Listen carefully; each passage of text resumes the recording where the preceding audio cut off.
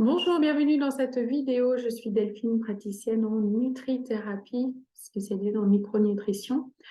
Alors, dans cette vidéo, j'avais envie de vous expliquer le fonctionnement de l'insuline au sein de notre organisme afin que vous puissiez gérer au mieux votre glycémie et donc votre poids. Alors, ce qu'il faut comprendre, c'est que nous avons sur nos cellules des récepteurs à l'insuline. Donc, le récepteur étant comme une serrure que l'on pourrait avoir sur une porte. Et il va falloir avoir la bonne clé pour pouvoir faire rentrer le glucose dans nos cellules. Donc, pour rappel, l'insuline est une hormone qui va être sécrétée par notre pancréas en réponse à une augmentation de la glycémie dans notre sang. L'insuline va avoir pour rôle de faire rentrer le glucose dans nos cellules. Donc, nous avons ici un récepteur à l'insuline qui va recevoir l'insuline. Une fois que l'insuline est sur son récepteur, ça va envoyer un message au sein de la cellule pour dire au transporteur du glucose, OK, on ouvre les vannes et on laisse passer le glucose dans la cellule. Donc là, tout se passe bien. Vous voyez ici, l'insuline arrive sur son récepteur. C'est la bonne clé. On peut ouvrir la porte et donc le glucose va pénétrer dans la cellule. Donc là, tout se passe bien.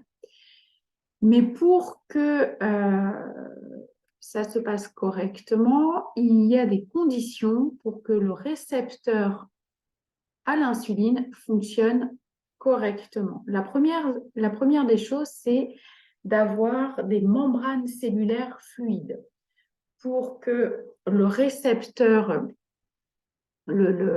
récepteur puisse fonctionner correctement et surtout pour que le transporteur, le GLUT4, puisse avoir ces deux petites membranes se coller, venir se mettre au niveau des membranes cellulaires et qui puissent venir recevoir en fait le glucose. Donc, pour avoir des membranes cellulaires fluides, il nous faut un bon statut en oméga 3 et pour avoir un bon statut en oméga 3, il faut consommer 2-3 fois par semaine des poissons gras tels que les sardines, le maquereau, le hareng, le thon, le saumon, et puis 2 cuillères à soupe d'huile végétale de type colza, cameline, lin, puisque ce sont des huiles à oméga 3. Le deuxième point, il ne faut pas manquer de magnésium. Donc, parce que le magnésium va permettre l'activation des récepteurs à l'insuline. Donc, il faut consommer régulièrement du chocolat noir, au moins 70% de cacao, des oléagineux, amandes, noisettes, des légumes verts, des légumes secs, type pois chiches, lentilles, pour ne pas manquer de magnésium. Si ça ne suffit pas, on pourra se complémenter en magnésium, type bisglycinate de magnésium ou glycérophosphate, ou encore un citrate de magnésium, 300 mg de magnésium élément par jour en 3 prises. Le troisième point, il ne faut pas manquer de zinc. Et oui, parce que le zinc et le chrome vont améliorer la sensibilité de l'insuline sur son récepteur. Et puis, on va augmenter aussi l'expression du récepteur.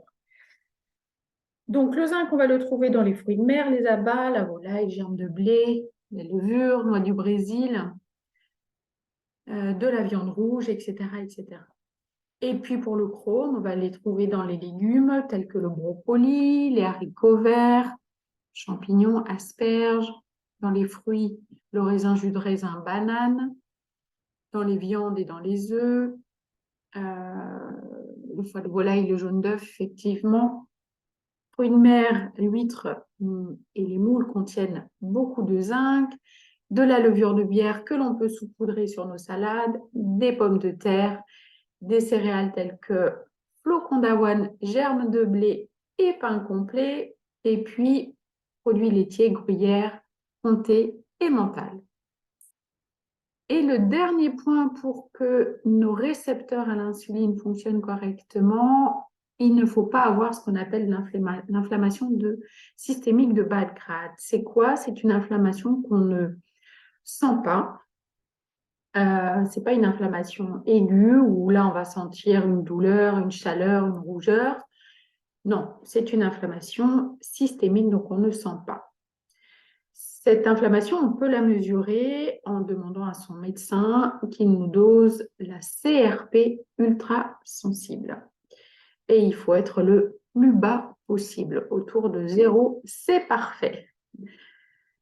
Donc, quand on a une inflammation de bas grade, cette inflammation va générer va activer ce qu'on appelle IKK, pardon, qui va activer NF-κB et qui va aller phosphoryler le récepteur à l'insuline, mais pas au bon endroit. Donc, ça va bloquer le récepteur à l'insuline. Et en bloquant le récepteur à l'insuline, eh bien, on va avoir le glucose qui ne va plus rentrer dans la cellule et on va provoquer comme ça petit à petit une résistance à l'insuline puisque le récepteur à l'insuline ne va plus pouvoir transmettre le message au GLUT4 au transporteur de faire rentrer le glucose dans la cellule, ce qui va créer à la longue un hyperinsulinisme puisque la glycémie dans notre sang va rester trop haute, notre pancréas va voir que la glycémie est trop haute et donc va sécréter de plus en plus d'insuline et ce qui va créer un hyperinsulinisme et donc une inflammation. Donc il y a un lien direct entre inflammation et hyperinsulinisme et un hyperinsulinisme qui crée de l'inflammation. C'est le cercle vicieux qui s'installe. Donc,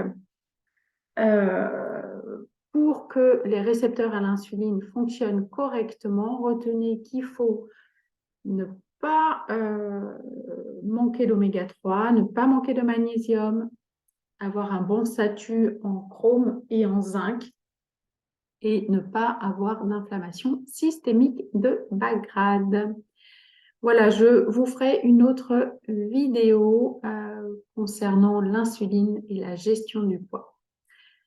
À bientôt!